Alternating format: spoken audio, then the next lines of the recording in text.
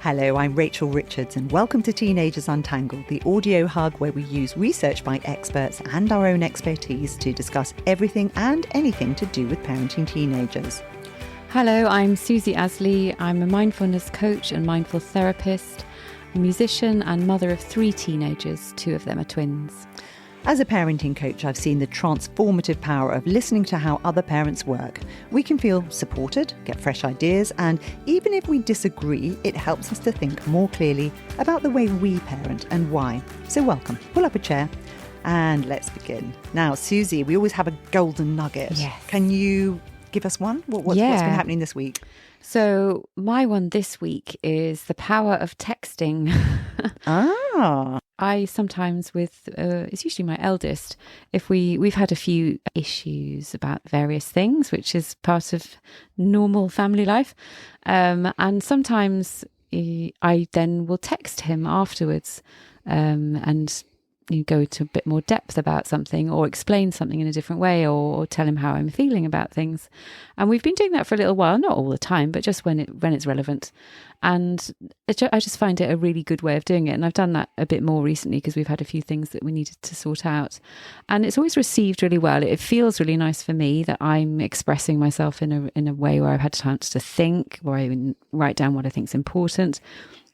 And then we always talk about it in person afterwards, or he'll reply. And it just feels like a really wholesome way of doing it. And actually what happened this week was also something was really worrying him. I woke up in the morning to a couple of texts from him explaining something that he was really worrying about. So he's kind of taken it on board. We were able to then look at that in person later in the evening and sort of unpack it and talk about it properly.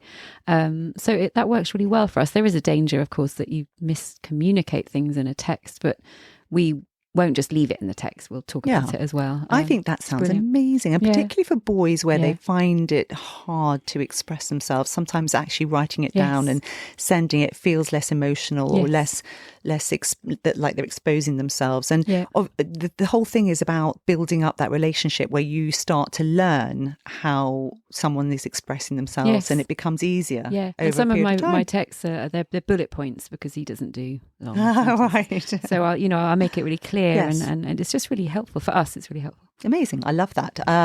For me, a similar kind of thing, actually. My daughter came to me for some advice on how to communicate with someone who's her own age. And firstly, she said her friends were surprised that she would ask me. And she had explained to them that, I know everything about her.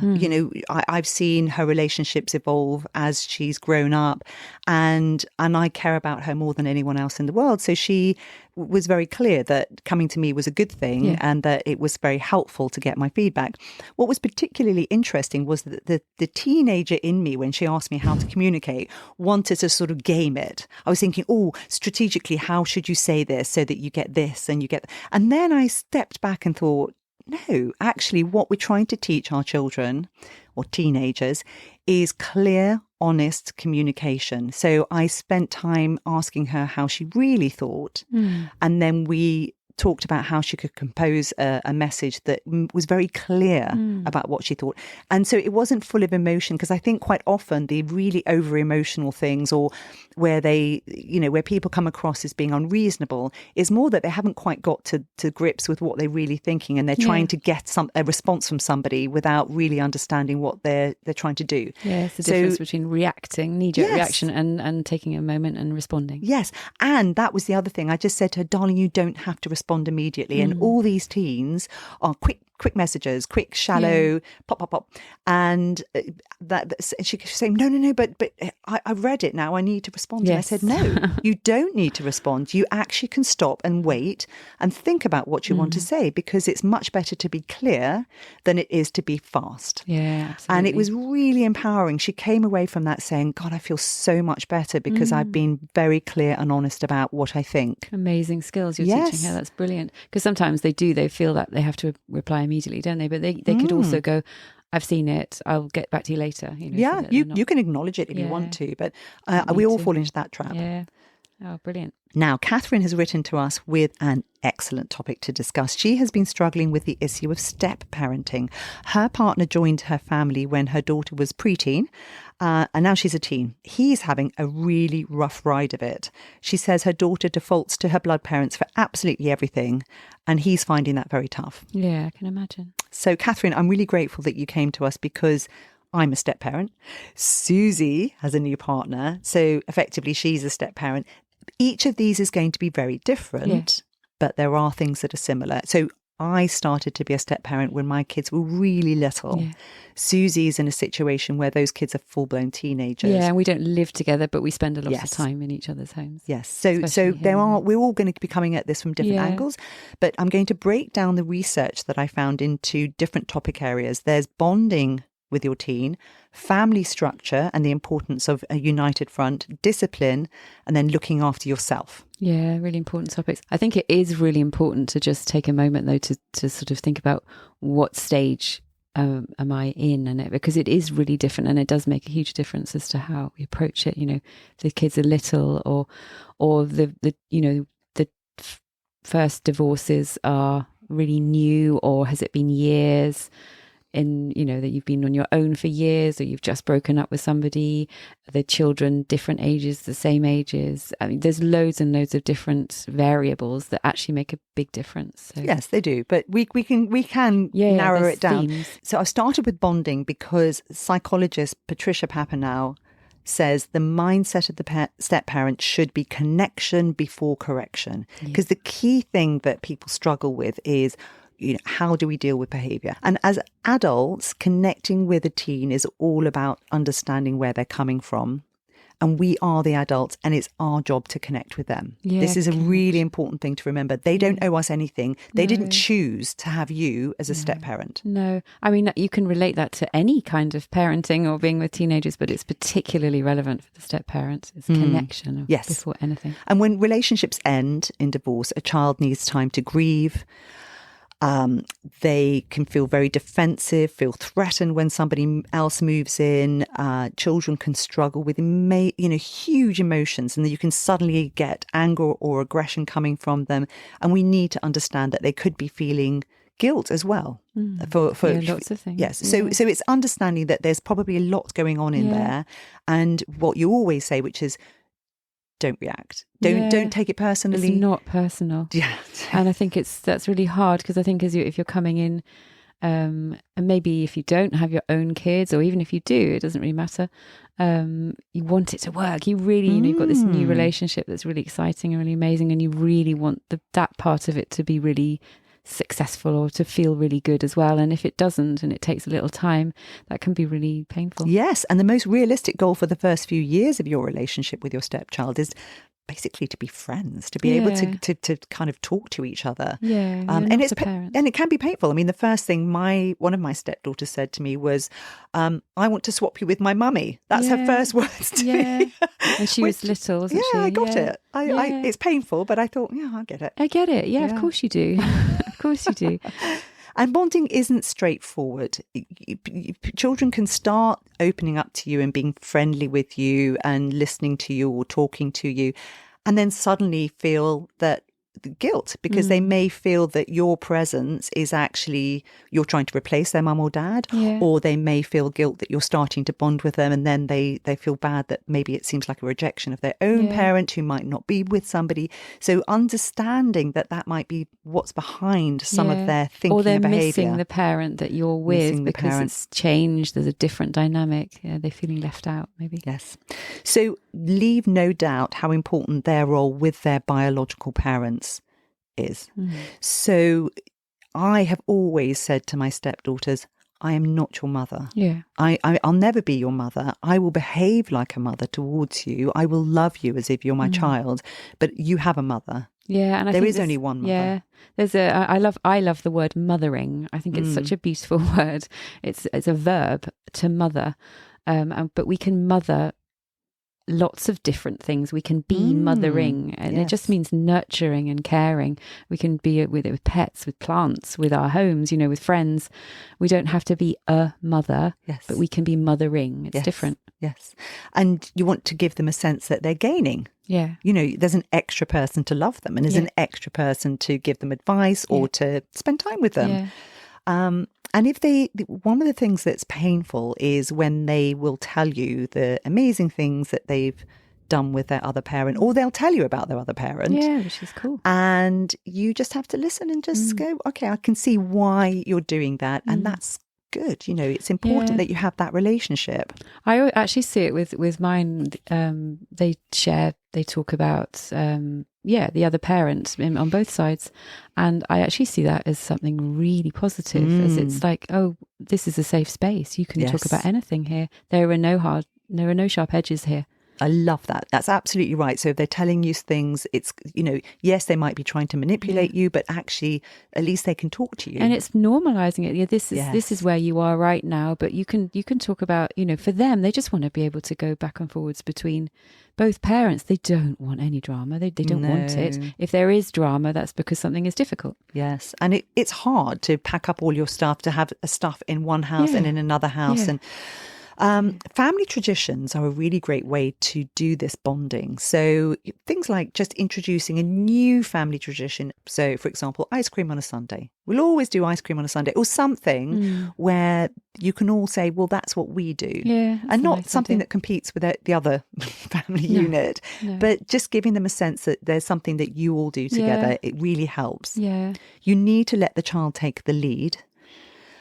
You can't force them to want to spend time with you. So you always have to see that if they want to have alone time, that's okay. So just say, look, I'm here. If you want to chat, I'm around, but don't try and force them out of their room. If you try and force anyone, but particularly a teenager, to do anything, they're going to run away. Of course. It's kind of being a magnet rather than, in sort of making it a safe space where they can come or they can go, and you're cool with either. And then they're way more likely to be interested by that. Yes. And supporting their interests. So, do they have homework that you might be able to help them with? Do you want to, shall I sit with you with the homework and go through some of the things, going to a sports game or a school performance, doing what they enjoy doing, find out what they like to do and just say, oh, I'll do that with you, particularly if it's something nobody else is good at or nobody wants to do. Yeah.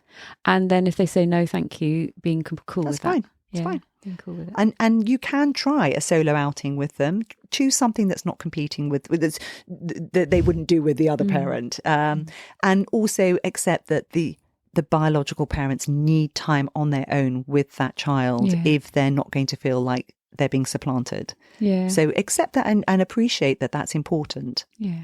Just not forcing it. There's so much time, and the more we force things to be a particular way or expect them to be a particular way, then the more pressure we put on it, and usually the worse it is. And they can smell it. They smell it a mile. And they will probably, not all of them, and it depends, it's age based, they'll test the new person coming in. That's human nature. Who is this coming into our safest, the safest space they know is home. Is the safest space for all of us. Somebody's coming into it. They're going to want to check them out. Who is this? And test them. Maybe they'll see, do they get my jokes? Are they annoying? They'll push to their boundaries. I think that's a normal response, and we just mustn't take that personally. Yeah. Mine bond with my new partner over taking the mickey out of me. Or they did, not so much now. Well, actually still now. But, they'll find something to bond about. Who is this person? How do they tick? They want to know. Yes. Yeah. Brilliant. And he just gets involved and you can all laugh. Laughing is fantastic. Anything that can make you all laugh. Yeah, as long as one person's not just being picked on. Yeah, that's usually me. Yeah, usually. No, it's fine. So bonding's critical. The other thing is family structure and being a united front. So as a new person coming in, it's important that you both have a conversation about how things are going to work in the house. Who's doing the lead disciplining, if there's going to be any disciplining, who's running this? And it needs to be the biological parent, and the step parent needs to be backing them up. So you need to have had conversations about how this works. Yeah. Otherwise you could easily come unstuck. Yeah. And I think it depends on your relationship, doesn't it? How well do you talk to each other? Because sometimes these things can just happen organically because it just works. But if it doesn't, and you maybe even need to have a conversation with the teenagers or not. It depends on the situation. But just having your antennae out all the time, how is this going? How, little baby steps, rather than shoving everyone together and, sticking your fingers in your ears and hoping everyone's going to work it out. They might do, but it might be a disaster. So, we did really and we don't live together full time. So that is also different, very different. But, really, really slow, really gentle baby steps, and then antennae out. Who's okay with this? Who's not okay with this? I asked ad nauseum, particularly my younger kids, how do you feel about so-and-so coming over to stay, or, later down the line, or are you all right if so-and-so comes over this evening and we all have dinner? Until they were like, Mum, you don't have to ask anymore. It's fine. But I said, I want you to feel that this is your home. Right. That you haven't just foisted it on their No, this is your safe space. We're a team of 4 and somebody else is coming in, and I just want to check in with you, and I might check in too much. How do you feel about this? Are you okay with this? So that they could say, actually, do you know what? I just want to hang out with you tonight. And that did happen occasionally. I think with Kathryn's scenario, she's got a partner who's living with her. And for her, one of the issues is, when the children aren't behaving the way that you expect of them, is how do you cope with this? And the refrain is, often kids will say, you're not my dad. Yes. You can't tell me. And that's a very interesting one, because we can sit with our partners and say, okay, absolutely, I'm not your dad, I'm not your mother. I totally get that. But we all live in a house together, and that therefore gives you some authority over how things work.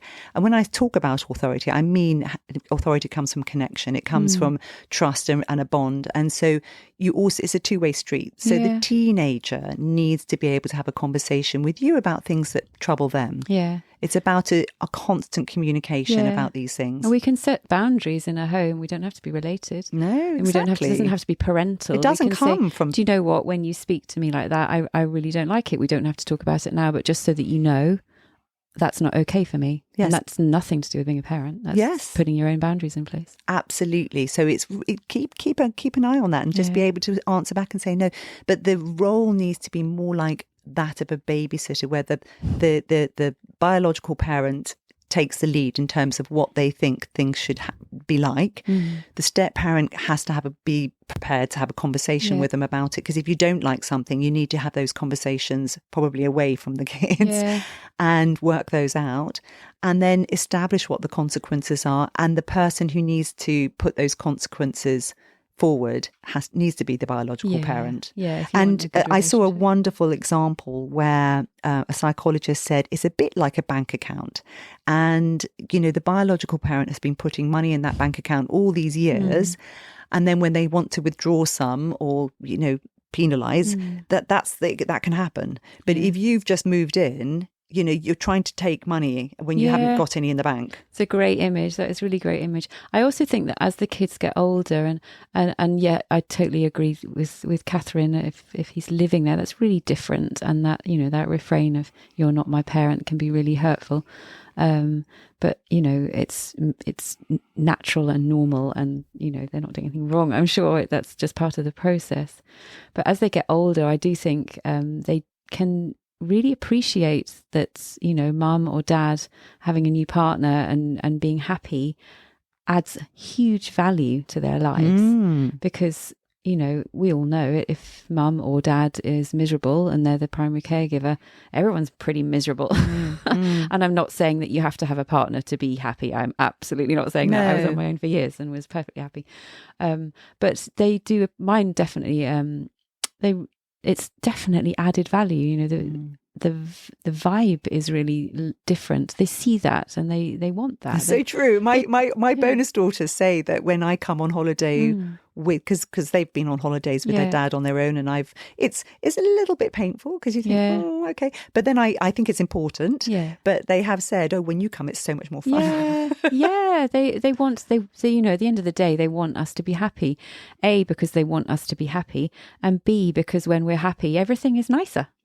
Yeah, absolutely. Do you discuss with your partner what sort of relationship you want as a step parent? it's worth having this conversation. So what are we trying to achieve here? If you need so that to, you're both, absolutely. So it's the whole thing always is about open communication. Bond first, then have this structure so everybody knows that you're a united front and that you back each other up. It needs to be that way. It's critical. Yeah, the united front thing is really important, even because even when we're taking the mick, or I'm being taken the mick out of, there is a definite vibe, that my partner has my back. This is just fun. Yes. And so when it comes to something like discipline, for example, where there are consequences that are in place, you've all agreed what the consequences are. So, step parent and parent, again, resist the urge to go in and tell them that they have to do, to enforce the consequence. You can just say, you can report back to the real the biological parent, or you can explain to them that that's not, we all know that's not acceptable behaviour, but just resist the urge to go there, because the experts all agree that the step parent shouldn't act as the chief disciplinarian. No. It doesn't mean to say you're carpet. No, you shouldn't boundaries. be feeling like you're being walked on. Yeah, there's a very big difference between having normal human personal boundaries and parenting somebody else's kid. You can tell them, I don't like that. Yes, but that doesn't mean you have to. And I struggled with that a bit. I would see things happening and think, and I'd mention them to my husband, and he would be a bit lost. And but you just have to resist any urge to step in when the biological parent is committing to some kind of action. You need to back them up. So it's a slightly, you need to be behind them, not in the front. You're a team. Yes, you're a team. And then looking after yourself. Now, Natalie made fantastic points about this. Wow, amazing. She's got it nailed. She's got a very complicated, very difficult setup. Both she and her partner have teenagers. They're living together. What they've got in place is a very strong, established relationship between she and her partner. Thursday night is their date night. No one is allowed to book anything on a Thursday night. It's not negotiable. And I think, wow, because we all say, we're going to have a date night. But actually being able to say to the entire family, this relationship's very, very important. It's sacred almost. It's the rock of everything else that's happening around here. Shows that you respect. So the step parent is highly respected by the parent. And then everything is much easier. But another thing she told me that was really interesting was she said that when there's a locked horns between the biological father and one of the children over something like schooling, she said, I can come in from the side. It's like a coach, like a friend. And it's great. We as parents want to try and reach for that, to be the coach for your kid. But sometimes we get triggered, don't we? Massively triggered. And actually they can. That's where the added value comes in. So being able to sit side by side with the teenager and say, hey, I get it. But maybe, and your dad's feeling this way because you can interpolate. And I've done a lot of that where they've been angry about something and the divorcees are angry with each other for something, and I'm the person who'll say, but did you think about this? That's amazing. And I'm sure that's been really valuable for your stepdaughters. Well, I hope, because it's very hard when you're a teenager to step out of your own anger. And as a parent. And be able to see the world from a different perspective. So that's a really valuable role that you can play. Amazing. I love the date night thing as well, because there's also the signal it sends, and I think one of the most important things we can teach our kids, or model actually rather than teach, is what does a good relationship look like? What does a loving, respectful, beautiful relationship look like? Because they, teenagers aren't so good at doing what we say, but they mirror us, and we're their biggest role models relationship wise. And we all know that your relationships are the or one of the most important things in their lives. So in the future they'll have this really lovely reference point in their subconscious of how to treat a woman, how to treat a man, how to treat your partner, and I think that is absolutely fundamental. I love that. And particularly if they've come from a situation where they've seen a family break up, which must be incredibly painful. And the sense that, because quite often children from that scenario will think, I'm not doing that. That's awful. Yes. Being able to see a healthy relationship. And maybe they've also heard and seen and experienced, even if it's passive aggressive but or blatant, their parents who are not together anymore, not being respectful, actually being not very nice. And that's terrible teaching. And we've had loads of people do it, and there's a little bit of judgment there. I'm sure I've been, it's difficult. Yes. Getting divorced is really painful, really difficult, and children experience things that are not great. But then to have a remodel, this is how you do it, is really, really valuable. Yeah, I completely agree. And laugh a lot. Yeah, laugh at yourselves, laugh at each other, however you can get laughter into this relationship. Yeah. So coming back to it, it's basically bond first, create a united front in your family structure, and a really strong bond where you back each other up, and and if they're going to they're saying, oh, you're not my parent, when you're the biological parent, say, well, yes, but be the person to step in there and just say, actually, that they're still very important and they can offer these roles. And we can practice, this is where I think mindfulness is amazing, because we can two things in that. One, that we can really practice being present. We often go into sort of future worst case scenario. If my stepchild, or whatever you want to call them, is maybe we're not connecting and we're not clicking, it's difficult. That's going to be like that forever. It's going to be a disaster. Yes. In a nanosecond we're there. Yes. So practicing stepping back from that and going, it's just today. It's just let the emotion hour, go. Actually. Yes. Right now it's really difficult, but tomorrow it might be better. And really taking it day by day, step by step, and it will change. Things change all the time. And that being consistent with them and just letting that go will calm them down, because they will test, won't they? Yeah, they will test. And the other thing I think is really helpful is, as adults, we can try, if we can, access that really wise part of ourselves. They're not the emotionally reactive. I'm sure it's in here somewhere. It's in there somewhere. But, we don't have to go down to the teenage level of reactivity, which is really tempting and really easy to do. But we can stop and step back and go, actually, hang on a minute. What's the wise part of myself saying here? Yes. What do I need here, so that when we're told something that makes us triggered and it's painful and difficult, we manage it in an adult and mature way. Yeah, and remember that they didn't choose this. And when we don't manage that, which is also normal, we are kind to ourselves, because we're not superhuman. Yes, exactly. We all make these terrible mistakes at times. Yeah. So do you have a blended family? How much have you had to adapt? Have you managed to help each other, or is your teens' reactions causing a rift between you? We'd love to hear from you. If you've enjoyed this episode, then why not help other parents? Tell your friends, tell the school, subscribe to our podcast, and it would be a massive bonus if you left a review. You can also contact us using our own website, where there's a blog, reviews, links to every episode, and easy ways to contact both of us. www.teenagersuntangled.com. And you can find out more about Susie at www.mindful-life.co.uk. Great. Well, that's it for now. Bye-bye for now. Bye-bye.